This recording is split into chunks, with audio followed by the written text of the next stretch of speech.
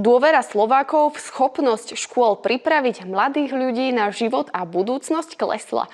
Vyplýva to z prieskumu Centra environmentálnej a etickej výchovy Živica na vzorke 1000 ľudí, kým v roku 2018 viac ako polovica respondentov verila, že školy pripravujú deti na život po roku 2030 dobre. V súčasnosti je tento názor vo výraznej menšine. Respondenti si želajú viac zosúladiť učebné osnovy s potrebami budúcnosti a zamerať sa na nové typy povolaní.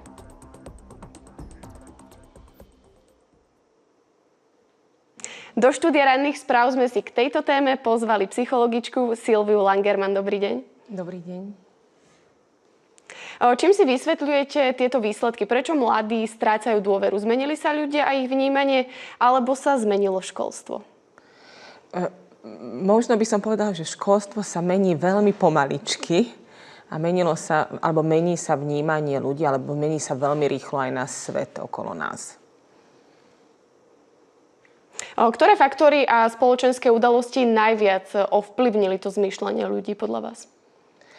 Jednoducho sa veľmi rýchlo menia situácie, o ktoré nás ovplyvňujú. Celý svet sa veľmi rýchlo mení, vznikajú nové povolania, niektoré absolútne zanikajú alebo nemajú taký marketing. Takže my v princípe nestíhame to školstvo prispôsobať tomu, že aké sú potreby žiakov alebo ľudí v našom okolí, a to vyvoláva takú nedôveru v to školstvo. Ale tuto by som chcela povedať aj to, že za školy sa snažia, na niektoré školy, kde chodíme aj školiť učiteľov, oni sa snažia prispôsobovať, a aj keď učebné osnovy sú často také nemenné alebo stále, tak učitelia alebo školy sa snažia prispôsobovať a zapájať sa do rôznych projektov a práve že iniciatívne sa snažia pripraviť tých žiakov na dobu 2030.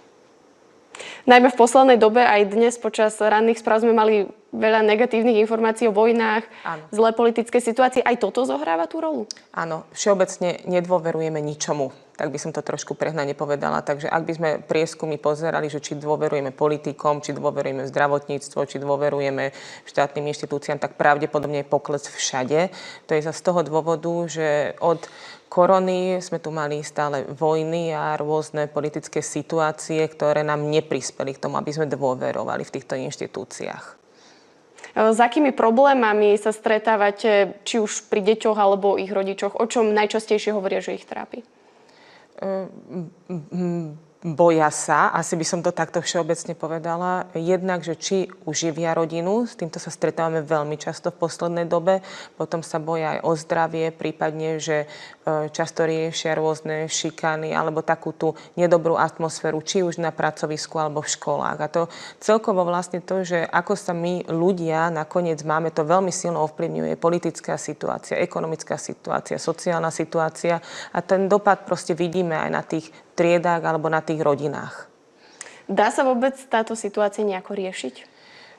Určite sa dá riešiť a riešime to. Riešia to psychológovia, riešia to učitelia, riešia to rodičia. Vieme to riešiť tak, že doma sa rozprávajme, doma si hovorme, ako sa máme, rozprávajme sa s deťmi, rozprávajme sa s učiteľmi, skúsme spolupracovať. Ja tu veľmi pozývam aj rodičov, aby si uvedomovali, že my potrebujeme spolupracovať s tými učiteľmi, lebo ten učiteľ tu nie je preto, aby nás trápil alebo aby robil zle. A keď rodič spolupracuje s učiteľom a ešte aj vedenie školy spolupracuje, tak dokážu vzniknúť úplne úžasné veci.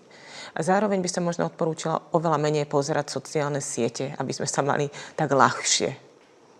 Hovoríme tu možno o nejakom ideálnom učiteľovi. Ako by mal vyzerať, ako by sa mal správať, čo by mal robiť?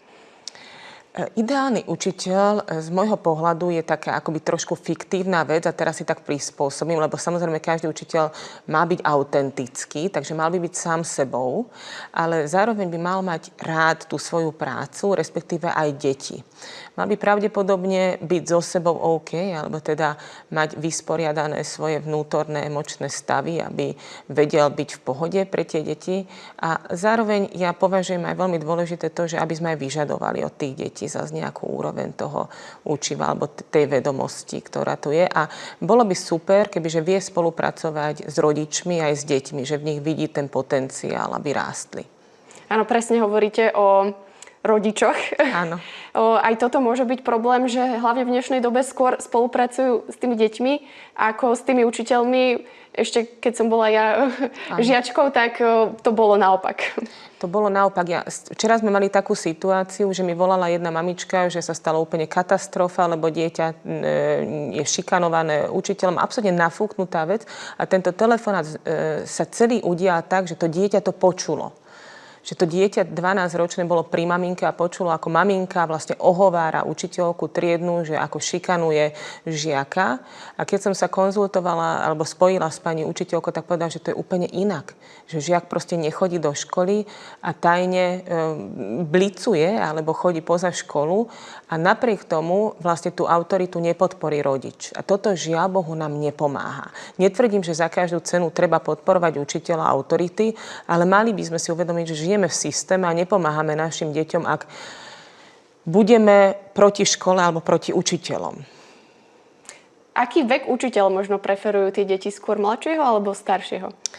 Toto je absolútne otázka, na ktorú neviem odpoveď. Máme vynikajúcich učiteľov, ktorí teraz vyšli z výšky a sú úplne mladúčkí a majú elán v sebe, pokoru, úžasné vedomosti a nadšenia. Máme učiteľov, ktorí sú na škole 40 rokov a majú rovnaký elán, vedomosti, ešte k tomu skúsenosti a deti ich milujú. Takže nemyslím si, že to je o nejakom veku. Vie byť nedobrý aj mladý, aj starý učiteľ. Pomohlo by, kebyže sa stane škola, tak povedať, atraktívnejšou a ako to docieliť? Robia sa rôzne také marketingové ťahy, že chodíme na súťaže, alebo máme nejakých vybraných žiakov, alebo máme rôzne športové udalosti. Takže ak hovorím o tejto atraktivite, tak to je skôr na taký marketing. Ja si myslím, že by školy sa mali skôr snažiť o to, aby sa tamto dieťa cítilo dobre. Napríklad robia rôzne programy, že sa starajú o duševné zdravie tých detí, že rozvíjajú kritické myslenie. Práve pripravujú tie deti napríklad na nové povolania, kde skôr sa potrebujeme vedieť orientovať v tom svete, než mať nabiflené nejaké konkrétne definície. Takže skôr takto by sme asi mali spolupracovať s tými školami, že ich podporujeme, aby vlastne podporovali tie deti. Ďakujeme veľmi pekne za rozhovor a za odborné poznatky a držíme palce. Ďakujem veľmi pekne.